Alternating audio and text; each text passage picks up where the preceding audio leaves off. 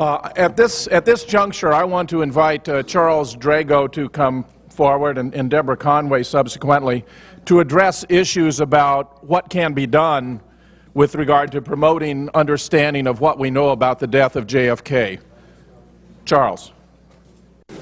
What I'm going to talk to you about this afternoon, I hope, will make you first angry and then hopeful. About a month and a half ago or so, and I'm going to use this as an illustration, I had the dubious distinction of co-hosting a conference, a JFK conference in Providence, Rhode Island. The co-host is a professor of atmospheric chemistry at the University of Rhode Island, which I'll refer to as URI, and a champion of the lone nut belief system. The conference is important for two reasons.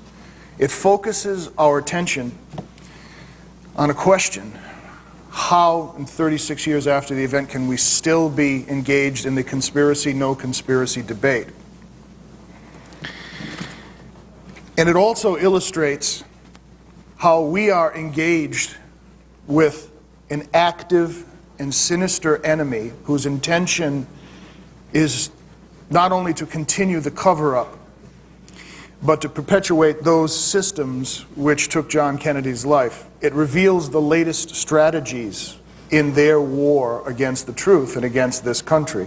And I'll illustrate specifically how that happens. I want to give you a brief but distressing view of the quality of the thought, the arrogance, the sheer power of these people, by giving you an idea of some of the ideas that were presented at this so-called conference. Because unless you've spoken to some of these people, you won't get any real feeling of just how distanced from reality, just how absurd and how dangerous their positions are. I'm reading from an abstract from a faculty member, a tenured faculty member of the psychology department of Hobart and William Smith Colleges, who presented a paper at this so-called conference. His arrogance is reflected in its title. He titled his paper, "To Bury JFK."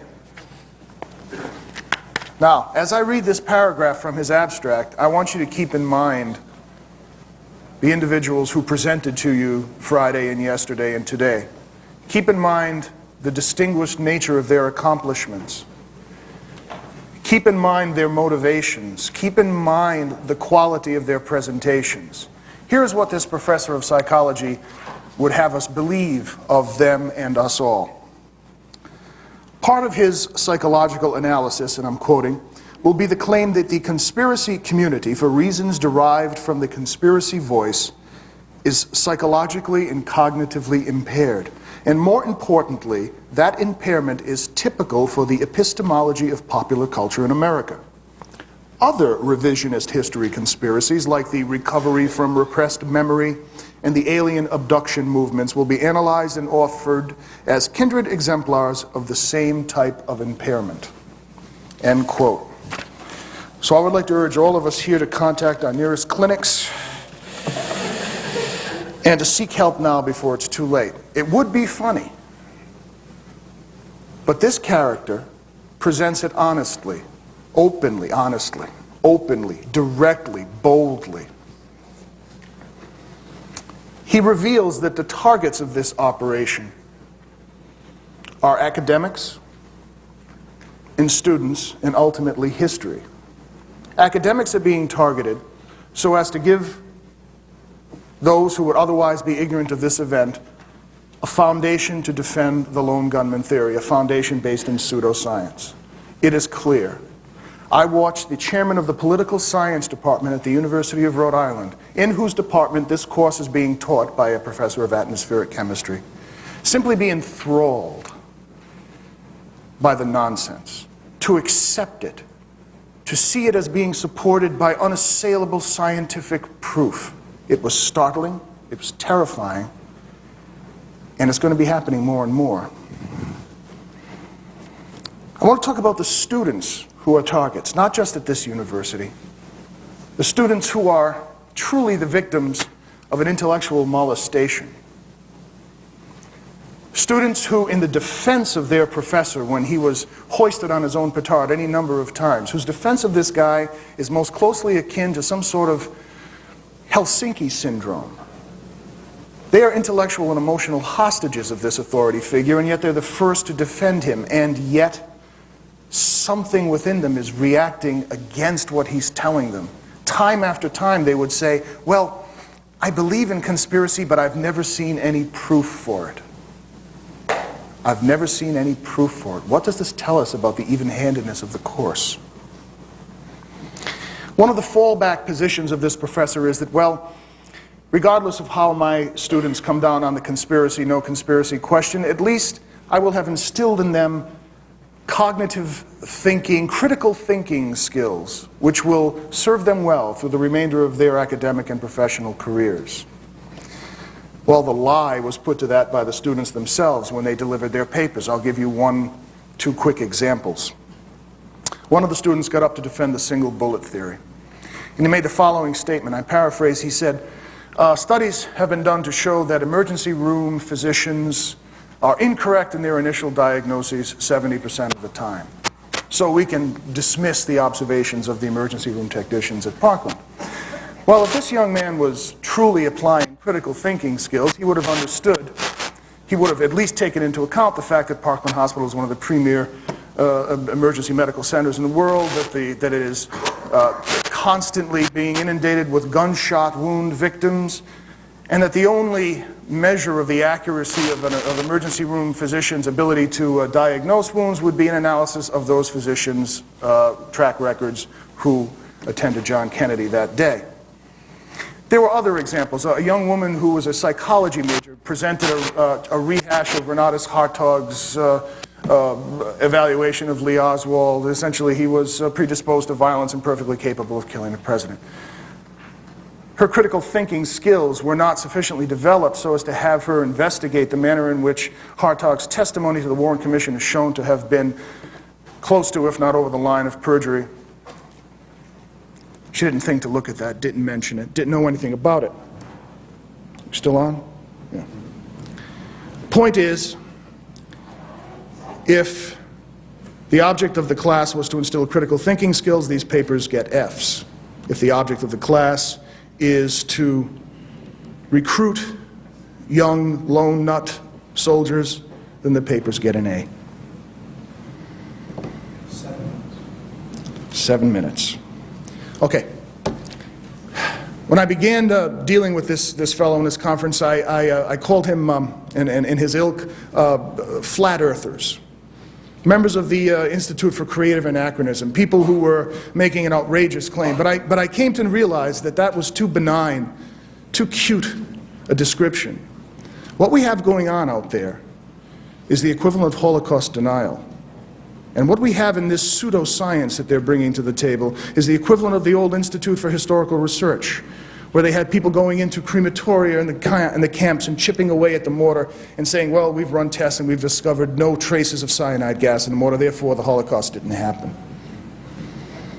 These simple-minded, designed with intellectual dishonesty approaches to the study of this case are going to become more and more prevalent, I submit to you.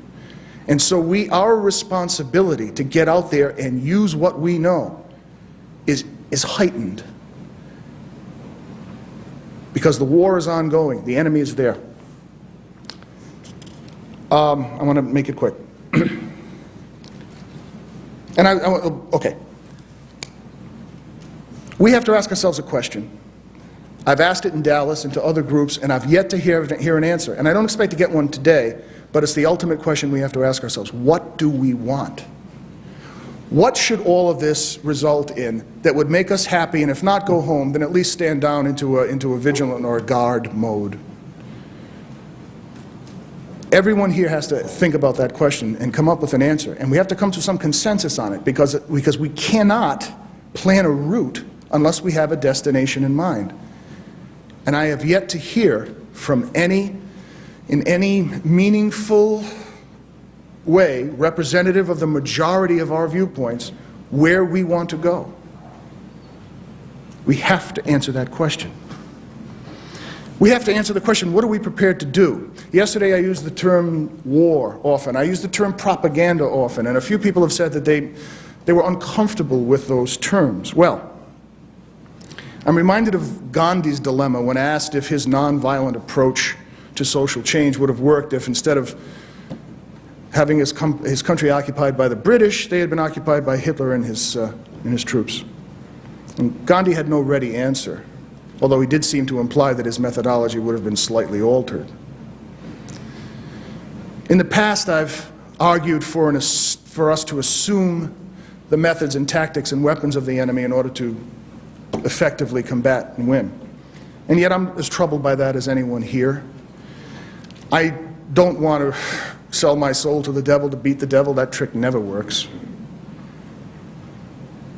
And yet, as the years go by and the enemy becomes ever more subtle and no less dangerous and no less intent upon winning this war, we have to ask ourselves, who are we? What do we want? And what are we prepared to do to get what we want? In the next year, at the outside, we have to find ways to overcome the personal differences we have with each other, the ideological differences, the serious, honest objections we have to nuances in each other's work, and even more than nuances. We have to find a way to reach consensus to overcome the internecine struggles that have factionalized us, weakened us. And certainly the enemy has had a great deal to do with that. Our communities have been penetrated, have been marginalized, have been demonized.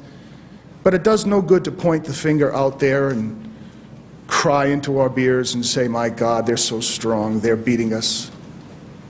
We must heal ourselves first. Because unless we're prepared to recognize our failures as well as celebrate our successes, we are getting nowhere.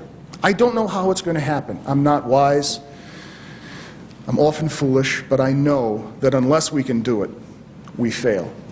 So let that be our charge as we leave here today. Not just to continue to preach to the choir, not to be content with the warmth of our reception and the good fellowship that we experience in these conferences. Those of us who wish to rise to positions of leadership, those of us who are committed to this not as a hobby, but as literally to a life and death struggle, had best come together. If our personal viewpoints are not accepted in the consensus or only partially accepted into the consensus, and we can live morally and intellectually with the consensus, then we've got to do everything we can to put our egos aside, salute sharply, and do what has to be done. I'm not wise enough to know the structure of what this will be. I'm not bold enough to even suggest basic ideas. So that is our challenge, and that is our mission. And I'd say in closing that as the next century turns, I don't think this is going to become the Lincoln assassination, but for the wrong reason. It won't become the Lincoln assassination because it won't fade or lose its emotional resonance. It won't become the Lincoln assassination because it's going to happen again. Perhaps not in the form of a presidential assassination, but this system will radically correct itself again when a John F. Kennedy-like threat to it rises. It'll happen in our lifetimes, and we'll make the connection, we'll make the comparison, and it won't go away. What we want to do is make it go away for the right reason, because we will have used our knowledge to change the systems that made this thing happen and to ensure that it won't happen again. I hope and pray that that's what we have the courage and the vision to do. And let me echo everyone else here by saying thank you for having the courage and expending your resources of time and money and emotion to come here and, I hope, join together. Thank you.